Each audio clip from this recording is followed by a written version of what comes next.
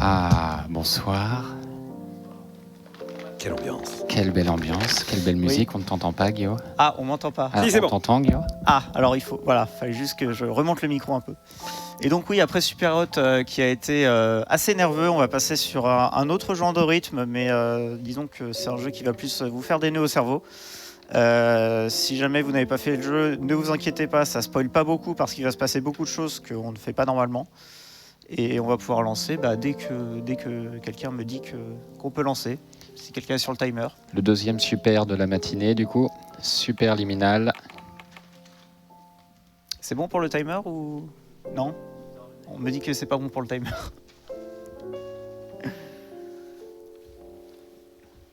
Allez, Tout s'organise. voilà, ils vont Ça- arriver, on va pouvoir lancer. Ok, donc je vais faire un petit décompte. Donc 3, 2, 1, c'est parti. Et on va tout de suite commencer très très vite. Je vais me permettre d'expliquer très vite la mécanique principale du jeu. On peut prendre des objets et quand on les pose, ils prennent une taille qui est proportionnelle à la distance du mur.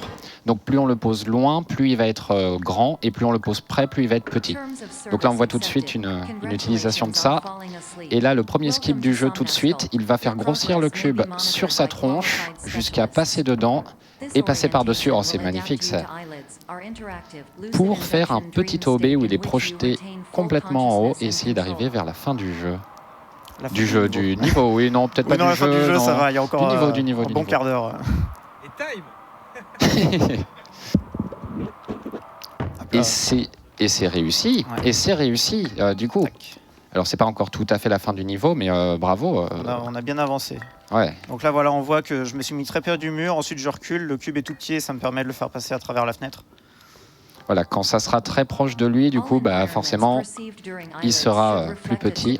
On voit ces portes un peu floues. Si on les passe avec un objet, l'objet va revenir avant, donc on ne peut pas passer un peu comme Portal, qui a cette même mécanique de porte. Et c'est un jeu qui joue beaucoup avec des illusions d'optique et voilà, et des petites blagues comme par exemple celle-là. On peut prendre le panneau, on le grossit, on appuie sur les deux interrupteurs et ça ouvre la porte. Pour les portails, là, en fait, il y a moyen de faire passer des objets à travers, sauf que nous, on n'en a pas besoin dans cette zone. Ah oui, c'est genre par en dessous, non? Il n'y a pas quelques frames, Non, en fait, il faut- quelques pixels. Non, il faut bourrer, en fait. Ah oui, d'accord. Alors, le fromage qui troll. Le ce sont fromage des qui choses arrivent. troll, aïe aïe En aïe. fait, voilà, faut bien le pousser, donc ça permet de pousser le panneau et ensuite on peut passer. Déjà, on voit que le jeu commence déjà par vouloir nous perturber en nous faisant sortir des salles de test. Hein. Et donc là, on a la sortie, mais oh, il y avait un trou en fait. Et donc, Oh quand non! Et paf, un réveil. Sachant que le jeu joue aussi beaucoup avec les barres de chargement. Ah oui, c'est des bonnes blagues qu'il aime bien faire. Et tout se base sur une histoire de sommeil. On est dans une sorte de psychanalyse par le rêve. Ça peut vous rappeler un film, je n'en dirai pas plus. Et là, on va prendre une petite canette de soda, non pas pour se rafraîchir, mais pour faire quelque chose. Alors, pour faire un peu comme ce qu'on a fait au chapitre précédent, mais cette fois on le fait avec une canette au lieu d'un cube. Donc, je le mets dans cette petite salle. Ce qui est plus compliqué du fait que la canette soit ronde et que c'est un objet d'un autre type qui est moins droit. Et c'est réussi. Oui, là c'est bien. En fait, ça dépend parce que des fois je peux me faire projeter pas assez haut, mais là ça a l'air d'aller. Je pense que j'aurai assez de distance. Parce qu'en fait, là ce qui se passe, c'est que une fois que je suis projeté, j'ai juste appuyé en fait sur la touche pour avancer et ça me fait avancer. Logique. C'est toujours difficile de savoir si les OOB sont passés vu qu'on arrive immédiatement dans le noir. Et c'est une réussite. Donc là, pareil, une petite blague, on attrape la lune et dessus, il y avait une porte. Ah, la porte qui était un tout petit peu trop petite. Ah oui, alors les dialogues s'enchaînent. Il faut savoir qu'il n'y a aucune incidence des dialogues sur le jeu et pas inversement, puisque là, on entend ce bazar ambiant des dialogues qui se déclenchent tous à la fois parce que tu vas beaucoup trop vite, Guillaume. Exactement. Donc sur le troisième chapitre, je vous la donne en mille, on va refaire quelque chose de similaire à ce qu'on a fait sur les deux premiers chapitres, et puis après ça va commencer à un peu se varier. Oui, il y a vraiment une idée de reproduire en boucle les mêmes choses, sauf qu'en fait, les niveaux n'ont rien à voir d'un point de vue de gameplay. Donc forcément, voilà, on a l'impression de repasser par les mêmes salles, alors que voilà, là, ça n'a rien à voir. Nous avons un dé qu'il faut mettre à la bonne taille pour pouvoir monter directement dessus, et on va repartir pour un OB qui est plus compliqué celui-là, notamment parce qu'on est dans un coin, donc le cube pourrait bugger un petit peu. Ouais, voilà, par exemple. Aïe aïe aïe. Alors ça va, parce que ça peut arriver en fait que le cube disparaisse. Je ne sais pas pourquoi, mais des Ah fois, oui, ça alors arrive. la disparition du cube. Voilà, et donc dans ce cas, il faut juste recommencer le chapitre. Là, j'ai eu le droit à une deuxième tentative au moins. Ah oui, on a complètement une option pour recommencer le chapitre Décidément. ou la salle. En l'occurrence, ça sera le chapitre parce qu'il est toujours dans une sorte de première salle. Et ça, c'est très utile du coup si jamais un OB est raté ou pour d'autres raisons qu'on pourra voir plus tard. Donc là, en fait, en prenant lâchant, c'est comme s'il le reposait Je au pense que mur à c'est chaque bon, là. fois. Ah, Je devrais avoir assez de hauteur. donc plus loin de lui, donc il grossit de plus en plus. Alors c'est un peu perturbant. Si vous avez joué au jeu, ça doit vous parler, mais c'est vrai que sans avoir joué au jeu, Ok, c'est ça très passe. perturbant. Oh, c'était limite, un mais peu ça juste. passe. Hein, Ouais, c'est- c'était vraiment limite là. Je l'ai vu là. Alors, Là, encore une bonne blague. Le cube, finalement, c'était plein de petits cubes. Et là, ça n'était même pas voilà, le cube qu'il fallait soulever, mais juste la porte du cube pour entrer dans une autre zone. Paf. Je trouve que les illusions d'optique du jeu rendent le jeu vraiment très plaisant à jouer en casu. On se laisse vraiment surprendre par cette mécanique.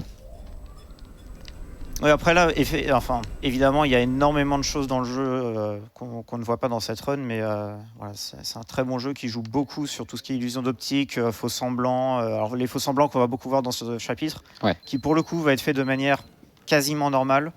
Blockout, le super chapitre relativement classique. Ça peut être le moment pour un don d'ailleurs. Oui, voilà, on va avoir un peu de temps pour lire quelques dons et puis je reprendrai la main. Il y a 2-3 moments où j'aurai besoin de reprendre la main. Très bien, on a un don de 100 € de Tianuka qui dit voilà, le frérot fait une run, alors forcément je donne courage Guillaume, courage les Régis de la régie et le staff et surtout le chat, gardez la pêche. Et merci. Et merci. 50 € de Kema qui dit énorme force à vous et profitez bien de la nourriture de Poca, bande de vénards. Tout à fait. Omar Shérif qui donne 25 €, GLHF à Balariel. Et merci à tous pour ce marathon délicieux. Des bisous à Omar Shérif qui devait être là. Merci à Flop pour les 15 €. Comment ça, la liste de dons est vide. Super événement. GG à tous. Des bisous. Riz qui donne 25 €. Je vous regarde depuis le Nebraska. GG à tous les speedrunners. Une discipline incroyable. Psytrek qui donne 25 €, Ayane34 qui donne 25 €, bravo à toute l'équipe, vous êtes au top, et Max qui donne 10 €, la pêche William, un peu de café. Je me permets de reprendre pour juste ce moment, MV, s'il te plaît. Ah, ici, donc là, c'était, il y a une sorte de labyrinthe qu'on fait en regardant au sol par un jeu d'ombre, et il se trouve qu'il a un premier saut à faire pour atterrir directement là où il sait qu'il doit être, qui est relativement simple, mais ensuite il doit aller sur le tout petit bout d'une petite planche pour faire le saut, et là il l'a réussi parfaitement en toute confiance. Donc bravo à toi.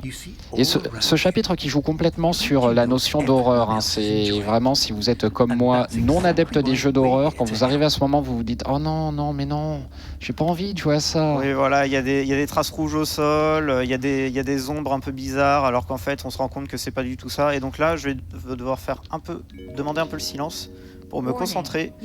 Et après, bah, l'arrière, tu pourras expliquer pourquoi. Alors, faut que je trouve... Voilà. You are responsible for failing to make this crucial distinction.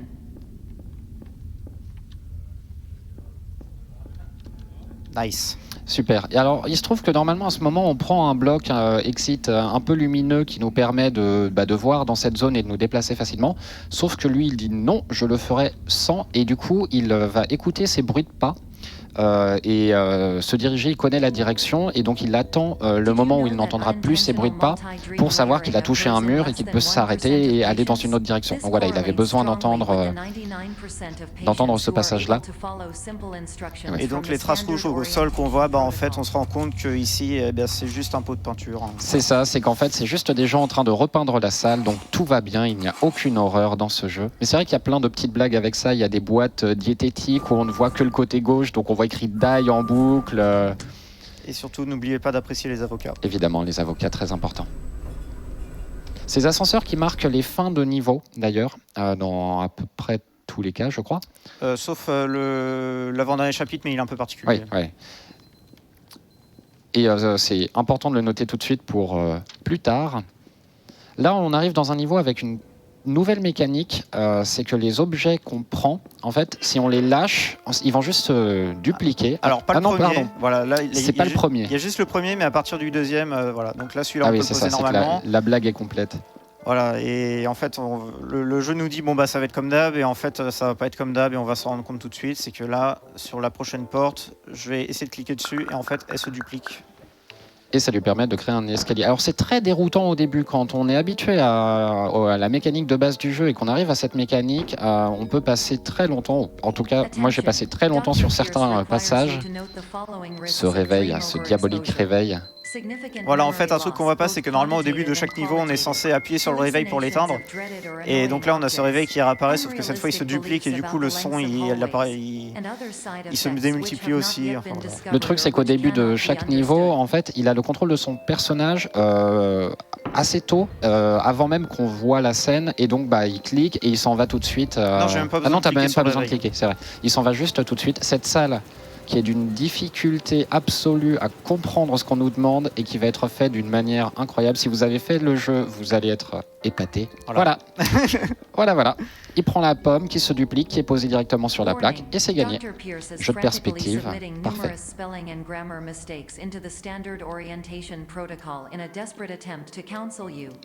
Voilà, l'histoire qui continue. Tous les dialogues sont assez drôles. C'est des dialogues de deux personnages, en fait, l'IA psychiatrique dans lequel on est, et le docteur Glenn Pierce qui est un vrai médecin, comme on nous le rappelle tout le temps dans ce jeu. Précisément ici. Voilà, et l'utilisation de la VR n'a jamais été une erreur, évidemment. Complètement. Et donc ça fait un bon Là, je vais gros te laisser bazar. expliquer parce qu'il va commencer à se passer des nouvelles choses. Ouais, t'inquiète pas, je suis au fait pour la suite. On arrive dans le niveau Dollhouse, qui est un niveau... la maison de poupée. Alors déjà, c'est un niveau très joli. Notamment quand on rentre dans cette salle que je trouve très chouette, qui m'a beaucoup fait penser à Stanley Parable, le moment où on nous incite à bouger de la salle mais qu'on peut rester à l'infini. De toute façon, on n'a pas le temps. Ouais. Pas mal évidemment d'inspiration et de jeux dans le genre, Antichamber, Stanley Parable, Portal, voilà, c'est exactement dans cette veine-là. Et on arrive, je vais commencer tout de suite à expliquer la maison de poupée. Donc c'est une petite maison, normalement il faut l'agrandir et passer par la porte, mais là il va pas faire ça, il va la coincer contre un mur, entre lui et le mur, il va la faire tourner, et super. Et l'idée, c'est qu'il va activer le trigger de la porte qui va lui permettre de rentrer dans un nouveau niveau. Sauf qu'il va rentrer dans ce nouveau niveau en étant beaucoup trop grand par rapport à la maison de poupée. Alors, est-ce que ça va passer? Allez.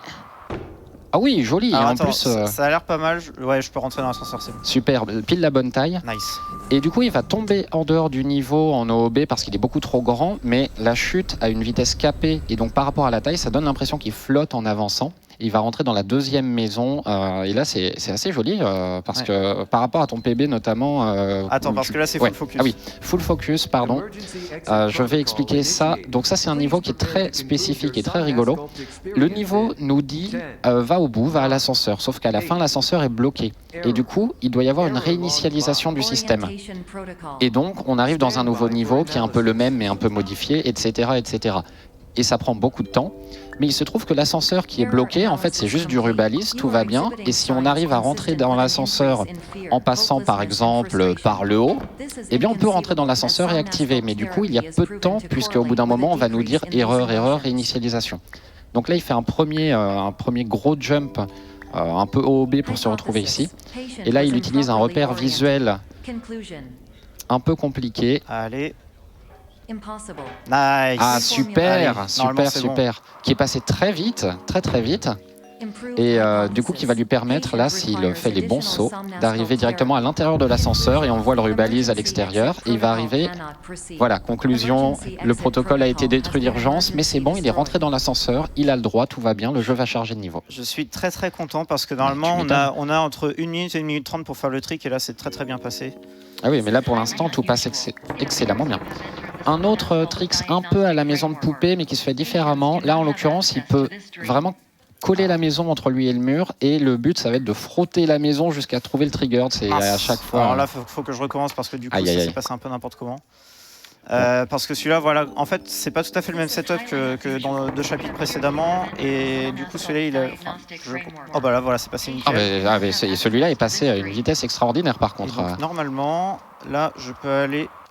Voilà, Et là, directement à la fin. super. Et là, visuellement, c'est normal qu'on voit ça. Ouais. Et donc, il est 7h42. C'est dommage. À peu de choses près, on aurait pu finir à 8h du mat. Terrible. Ah comme oui, ce ça qu'on aurait été voit beau. ici. Ça aurait été beau. Et donc, le timer va être dans pas trop longtemps, je voilà, te laisse. d'ici une je dizaine te de laisse le secondes, là, il y a un dire. chargement et c'est juste après le chargement, il faudra faire time. Je vais vous prévenir. Il faut appuyer sur le réveil une dernière fois. Et time. Quelle propreté, bravo. 14h32, c'est un 14h32. excellent et longtemps. Voilà, alors en fait je peux pas trop comparer parce que du coup Eh oui. on utilise des temps sans chargement pour faire les timers, mais c'est vrai que c'est peut-être je crois le meilleur temps que j'ai fait depuis que j'ai des restes. Bah, ton world record du coup a un RTA Alors de non, j'ai pas 15,26. du Ton tout. world record, pardon, ton PB, excusez-moi, moi je suis à la fin de ma soirée là. Ton PB est à 15,26 en RTA, mais le truc c'est que évidemment toi tu as des temps de chargement plus longs, donc c'est pas vraiment comparable. Oui voilà, c'est difficilement comparable. Et donc juste pour finir, en fait, je pense que j'aurai pas l'occasion de faire à nouveau des runs en marathon. Je serai toujours là pour faire des commentaires dans la commu et de la planification. Mais du coup, voilà, je tenais aussi à remercier tous les gens qui m'ont fait confiance depuis toutes les années. Et puis voilà.